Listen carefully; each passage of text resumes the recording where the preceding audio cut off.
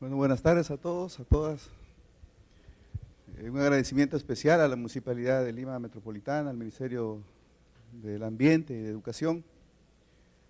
Cuando estuvimos hasta agosto en la Dirección de Educación Comunitaria y Ambiental del MED, se trabajó con la Municipalidad de Lima una propuesta pedagógica muy importante, que creemos que es la base para implementar una serie de acciones a través de los procesos educativos que tiendan a revertir todo lo que se ha dicho acá.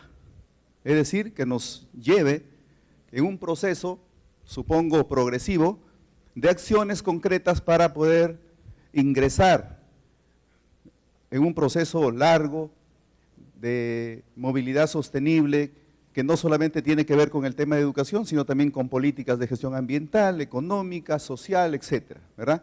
Hoy enfocaremos aquí, desde el punto de vista de la educación, cómo estábamos viendo y cómo se vea más adelante esta propuesta. Siguiente.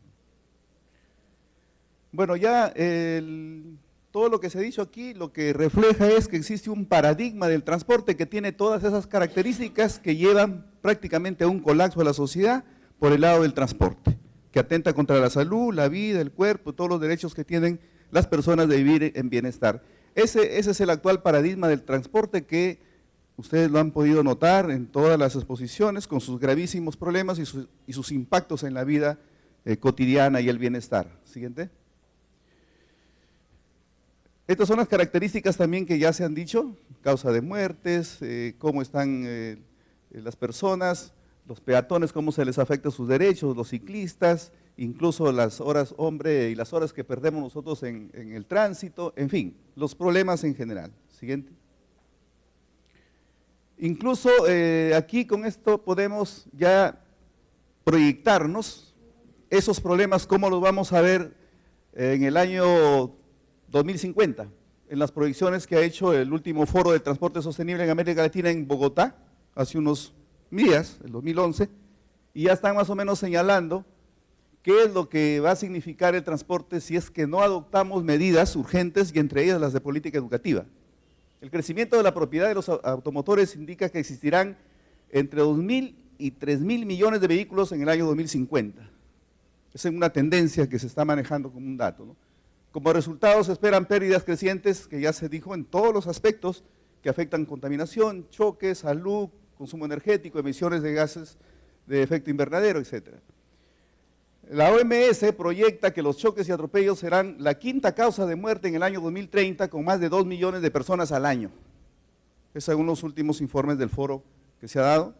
La Agencia Internacional de Energía, por su parte, proyecta que el consumo de energía aumentará en 50% para el 2030 y el 80% para el 2050, si es que no se adoptan medidas necesarias. Asimismo, el 2050, bajo el escenario de tendencia actual, que se ha visto con los datos que se han presentado, el 56% de las emisiones del sector de transporte provendrán precisamente de los vehículos livianos, el 16% de camiones y el 18% de aviación.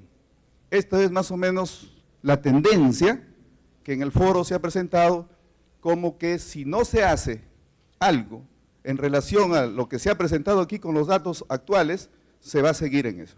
Siguiente. Entonces lo que tenemos que hacer es que ese paradigma que tenemos nosotros del transporte, esos valores, lo que se ha creado en todo el sistema, en el modelo y en los estilos de vida que tenemos ahora, se tiene que cambiar, se tiene que modificar, tenemos que iniciar el proceso de cambio.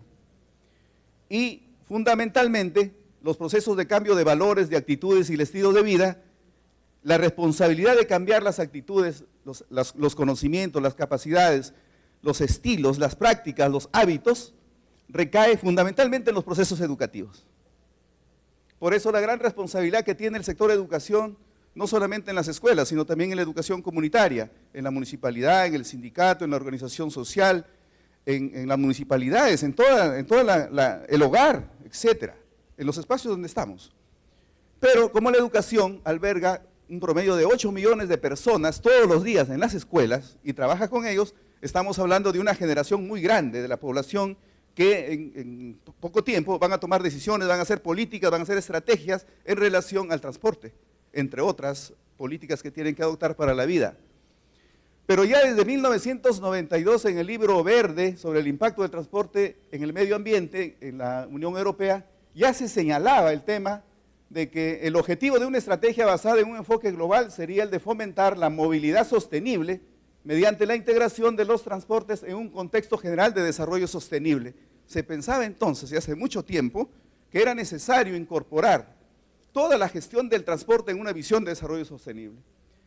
Y la muy conocida por nosotros, la Agenda 21, que se trabajó en Brasil y que desde ahí hemos iniciado una serie de experiencias de las municipalidades y también de las escuelas, donde se señalaba una serie de acciones para precisamente encauzar el proceso hacia una movilidad sostenible.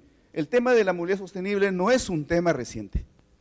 Se está hablando desde el año 1992 en la Unión Europea, en la Agenda 21, y sucesivamente se ha venido reiterando que tenemos que hacer procesos que nos deben llevar a la movilidad sostenible. En la Agenda 21 se señalaba con bastante precisión que para causar este proceso hacia la movilidad sostenible, teníamos que integrar la ordenación del territorio y planificar el transporte con el fin de reducir su demanda. Adoptar programas que favorezcan al transporte público de gran capacidad.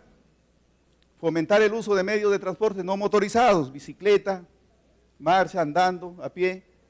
Prestar especial atención a la gestión eficaz del tráfico, funcionamiento eficiente del transporte público, la conversión de infraestructura de transporte, que acá también se ha señalado, propiciar el intercambio de la información entre países y los representantes zonales, locales, metropolitanas, y reevaluar los patrones actuales de producción y consumo. Toda la gente sigue pensando en que tener un auto o un carro último modelo es la visión del consumismo y de la visión que este estilo de vida y modelo de desarrollo que tenemos nos ha incorporado y es parte de nuestros valores. Cambiar esos valores, cambiar esos estilos, significa ir por procesos educativos, desde la escuela, la comunidad, el hogar, la televisión. Sin embargo, la televisión trabaja al revés de lo que hacemos en la escuela. Eso también es un punto muy importante. Siguiente. Ese paradigma entonces nos señala que tenemos nosotros un objetivo muy preciso con lo que señalamos como movilidad sostenible. Una concientización ciudadana, empresarial e institucional de la necesidad de cambiar los comportamientos con respecto al transporte y al modo de vida. Esa sería la visión, eso sería el objetivo fundamental de la movilidad sostenible. Esas transformaciones del modo de vida, de los estilos, de los valores en relación a si usamos bicicleta o no, prefiero el carro, si utilizamos medios que tienen que ver con el uso no del combustible sino del gas, etcétera, eso significa un modo, un estilo de vida. Ahí creemos sí que la educación para una movilidad sostenible nos debe conducir, o es el proceso que nos debe conducir a la construcción de una cultura de movilidad sostenible. Ese proceso significa acciones pedagógicas, educativas, no solamente en la escuela, como decía, es decir, no solamente en la educación formal, sino en la educación informal y la no formal, es decir, la educación que hacen las instituciones, pero también la educación que hacen los medios de comunicación, que eso es vital para poder lograr los objetivos. Siguiente.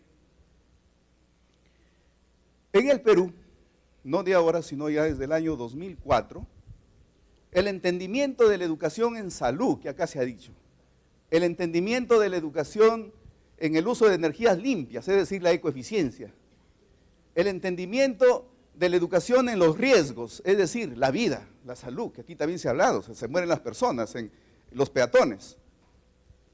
¿Cómo hacer en la escuela para generar una institucionalidad que me ayude a lograr eso?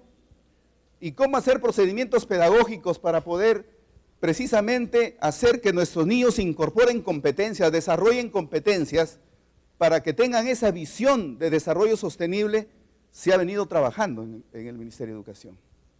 Ciertamente que ese es un proceso aún en desarrollo. Y desde el año 2004-2005 se empezó a trabajar un enfoque de educación ambiental que hoy se denomina, hoy en las escuelas se denomina instituciones educativas para el desarrollo sostenible. Y está ahí definido, está trabajado, tiene su base conceptual, tiene todo un proceso de instrumentalización o de operacionamiento de sus componentes, de sus variables, tiene indicadores para medir si la escuela va progresando en estos componentes, y finalmente hasta reconocemos a las escuelas que logran tener, ¿no?, que logran cambiar algunos aspectos fundamentales en la aplicación de estas medidas que precisamente nos debe llevar a esa visión de desarrollo sostenible, donde la movilidad sostenible es un aspecto, porque no lo es todo. Esa estrategia se condensa en estos tres componentes que tienen que ver con la gestión pedagógica, que no es más que el desarrollo concreto de los procesos pedagógicos. En el caso de la movilidad, en el caso del transporte, serían los procesos pedagógicos que nos conducen a que los estudiantes, futuros ciudadanos, incorporen competencias en relación a incorporar una visión de movilidad sostenible, es decir, que usen la bicicleta, que sepan cómo usarla, que cuando van a tomar decisiones, cuando sean ciudadanos, adopten decisiones a favor del transporte sostenible. Es decir, en esa parte de la gestión pedagógica construimos procesos educativos que nos deben llevar a incorporar esas competencias. Cuando hablamos de gestión institucional, estamos diciendo que en la escuela tenemos que construir una organización en la escuela, desde su plan de trabajo, desde su proyecto educativo institucional, desde su comité de organización, que en este caso debe ser el comité ambiental, para poder posibilitar esas acciones pedagógicas. De lo contrario, no tenemos una organización escolar que nos ayude a hacer factible esos procesos pedagógicos. Esos dos aspectos son vitales para desarrollar luego esos tres otros aspectos que están en la parte superior, que es la educación en salud, que tiene que ver precisamente con todo lo que ha dicho aquí nuestro querido doctor de la OPS, donde ha señalado con bastante precisión que es lo preventivo, es decir, cuando se rompe el puente, lo preventivo ahí es donde tenemos que atacar desde la escuela, en la formación de los chicos, generando estilos, conductas saludables, para que puedan luego no tener problemas de salud.